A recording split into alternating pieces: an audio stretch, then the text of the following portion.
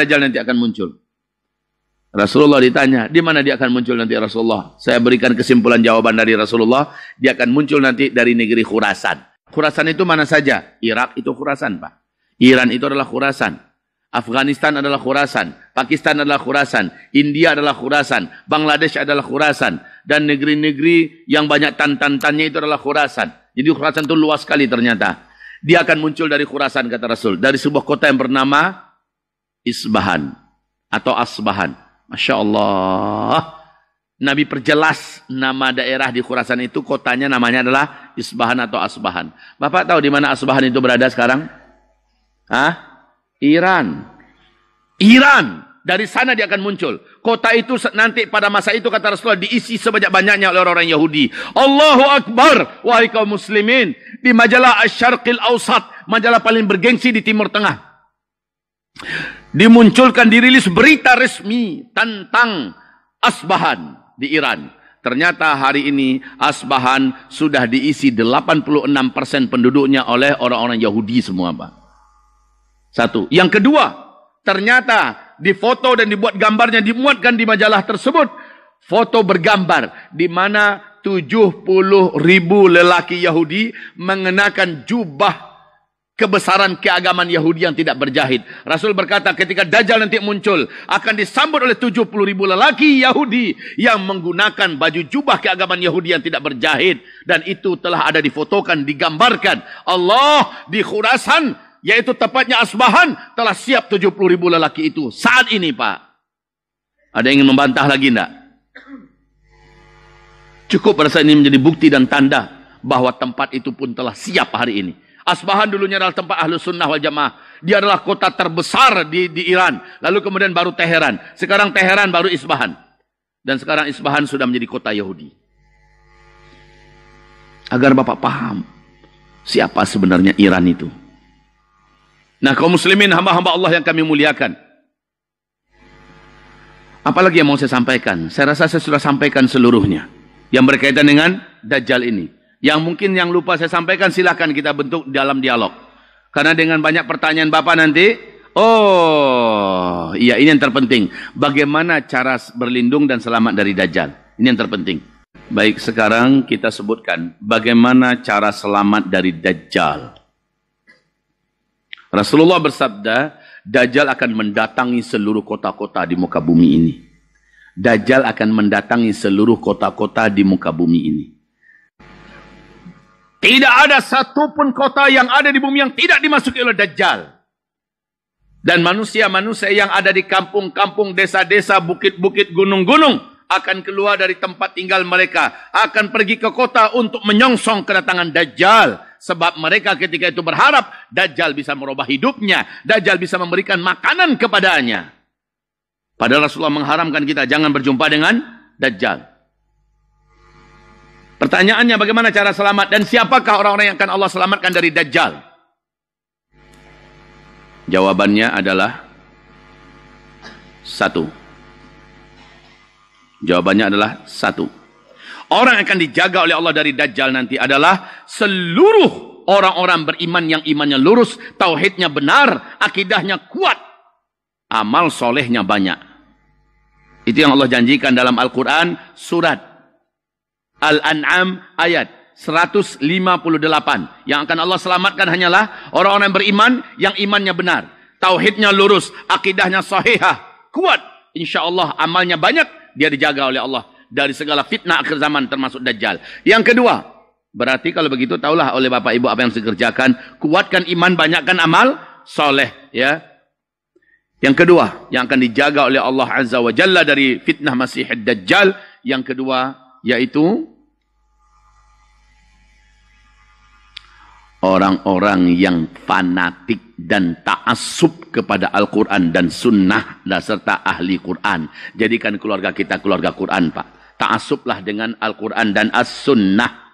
Apapun dalam Al-Quran, apapun dalam hadis, walaupun melawan arus, walaupun kita harus dikatakan radikal, dikatakan apa saja, tahan itu semua, bersabarlah, tetaplah berpegang erat dengan Al-Quran dan Sunnah. Jangan pernah keluar daripada itu. Ini yang kedua. Yang ketiga, kalau kalian sudah mendengar Dajjal sudah gentayangan kemana-mana dengan orang-orangnya.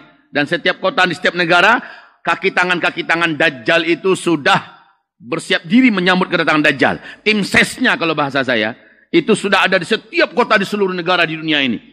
Sudah bersiap-siap mengumumkan kemana-mana. Dajjal akan masuk Balikpapan adalah pada hari Rabu, tanggal anu, dari jam anu sampai jam anu saja. Maka siapa yang menginginkan mendapatkan kehidupan dari Dajjal, ingin dirubah hidupnya oleh Dajjal, dan ingin menyaksikan tontonan yang menakjubkan dari demonstrasi Dajjal, silahkan datang nanti. Dialah Tuhan Agung yang akan memberikan kehidupan baru kepada kita. Wah, begitu. Diumumkan itu nanti, Pak. Orang-orang yang lemah iman, apalagi keadaan hidup yang berat, sudahlah putus asa dan mereka merindu-rindukan kedatangan Dajjal itu.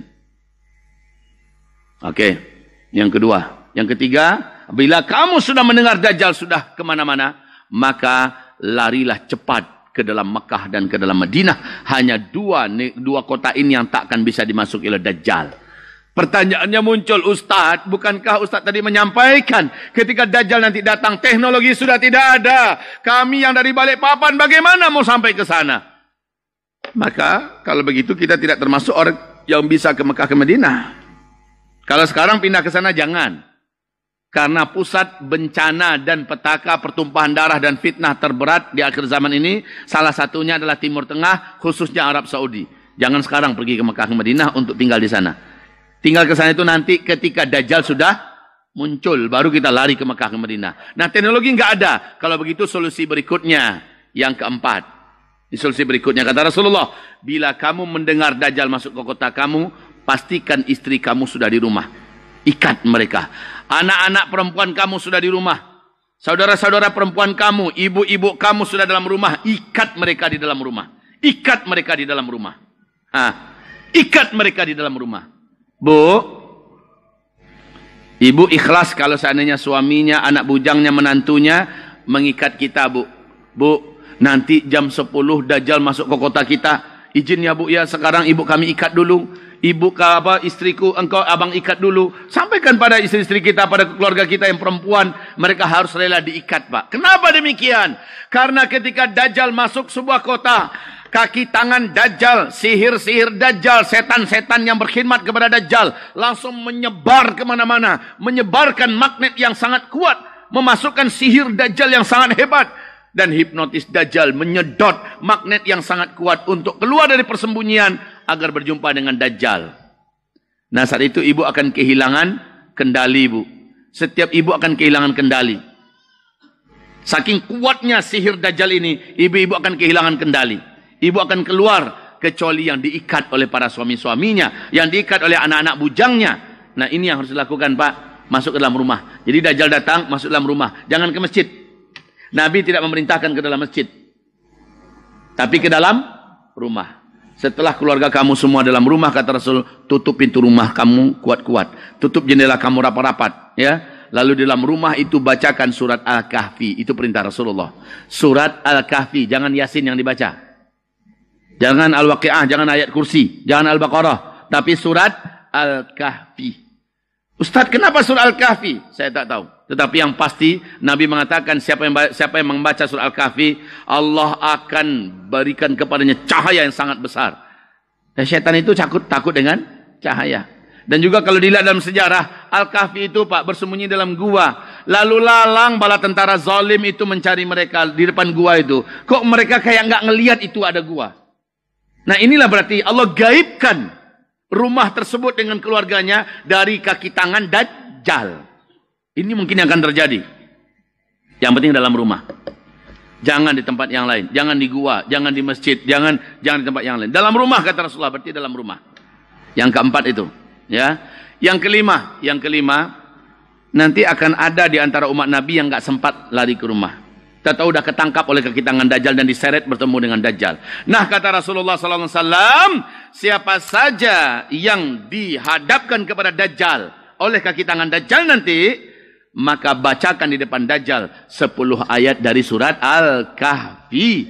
Apakah 10 ayat pertama boleh atau 10 ayat penutup, kata Rasulullah, dari surat Al-Kahfi juga boleh. Pilih yang mana, Pak? Sudah hafal semua kan? Alhamdulillah. Sudah hafal semua?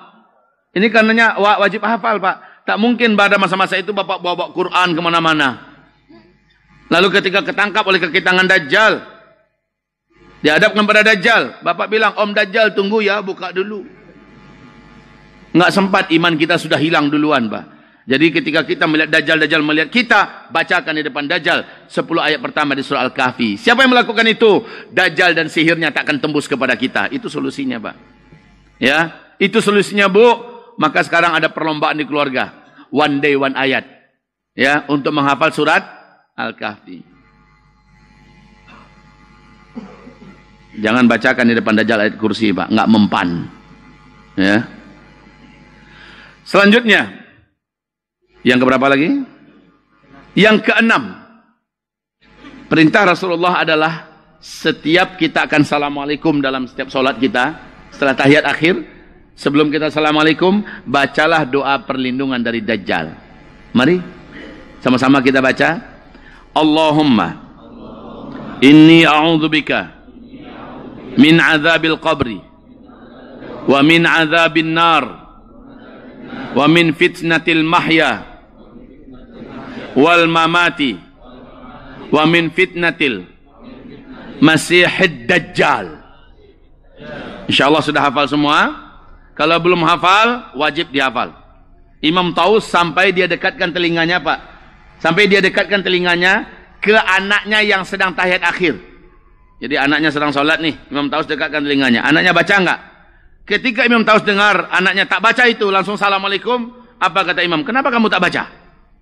Sang ayah perintahkan pada anaknya, ulang balik sholat kamu. Ulang balik baca. Ini dalam rangka mendidik ya. Bukan berarti itu rukun atau wajib sholat, tidak. Tapi dalam rangka mendidik. Itu anak adalah harus hafal dan selalu membaca doa perlindungan daripada Dajjal. Wa min fitnatil masihid dajjal.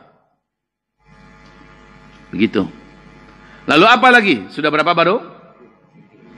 6 baru ya. Yang ketujuh, nah ini yang saya katakan tadi. Yang ketujuh, wahai hamba-hamba Allah, Bapak Ibu yang kami muliakan, keluarkan sedekah yang rajin. Kuatkan infak kita untuk agama Allah. Lalu berdoa setelah itu. Jadi sebelum berdoa, bersedekah dulu. Berdoa, ya Allah, terima sedekah hamba. Jadikan ini pemberat timbangan amal soleh hamba pada hari kiamat. Berkahi harta yang masih di tangan hamba. Dan hamba minta, ya Allah, dari sedekah hamba ini. Tapi sedekahnya sedekah-sedekah yang berkualitas. Sedekah yang berbobot. Jangan sedekah kualitasnya adalah bayar WC. Bayaran parkir. Cuma 2.000 minta doa pada Allah. Ya, berkualitaslah sedekahnya. Ya Rabb, infak hamba ini untuk agamamu ya Allah. Jadikan ini tameng pelindung hamba dari Dajjal. Lindungi hamba dari Dajjal. Selamatkan hamba dari Dajjal. Dan yang ini ya Allah adalah untuk anakku. Jadikan dia terjaga dari Dajjal. Ya Rabb, saudaraku, hamba-hamba Allah yang kami muliakan. Ini dia cara melindungi diri dari Dajjal. Wahai hamba-hamba Allah yang kami muliakan, terakhir penutup, wajib mengetahui seluk-beluk akhir zaman. Wajib mengetahui seluk-beluk fitnah akhir zaman. Wajib mempelajari hadis-hadis fitnah akhir zaman. Seperti yang Bapak lakukan sekarang ini sudah baik sekali. Alhamdulillah. Tapi pertanyaannya, sebesar ini masjid, paling hanya setengah isinya. Kemana yang lain? Padahal sebanyak apa umat Islam? Saya khawatir benar, Pak. Saya khawatir benar. Ya, karena penyampaian ini tidak banyak yang menyampaikan. Dan Bapak perlu ketahui, dengan ini juga saya sangat yakin mungkin umur saya tak lama. Kenapa demikian? Sebab saya baca dalam hadis Nabi, Dajjal baru muncul. Di tahun dia muncul itu, sudah tidak ada lagi da'i dan ulama yang berbicara tentang Dajjal di mimbar-mimbar. Berarti kami terlebih dahulu sudah Allah ambil. Jika memang dekat lagi Dajjal, berarti tak lama lagi waktu saya. Ustadz Abu Fatihah Al-Annani, Ustadz Ahmad Rahman Baikuni, Ustadz Ihsan Tanjung, Ustadz yang berbicara tentang akhir zaman, mungkin sudah tak ada lagi. Ada dua kemungkinan, kami ditangkap, dipenjarakan untuk tidak bisa lagi berbicara, atau Allah memang cabut nyawa kami dengan caranya. Maka saya yakin inilah pesan terakhir saya kepada bapak-bapak dan ibu-ibu semua. Maka dengarkanlah ini baik-baik. Sementara maaf, sebagian besar ustaz-ustaz yang enggak mendalami bidang ini malah meremehkan perkara-perkara akhir zaman. Ala lama lagi. Betul itu nanti terjadi, tapi bukan ini zamannya. Gitu aja bahasanya. Apalagi banyak bahasa-bahasa mereka langsung menyerang. Dai-dai dan ulama-ulama bicara tentang akhir zaman. Padahal Rasulullah bersabda, semakin dekat kiamat, semakin langka dan sedikit umatku. Dan umatku menyampaikan kepada umat ini tentang tanda-tanda akhir zaman. Nah, semakin sedikit itu menandakan ada tapi enggak banyak.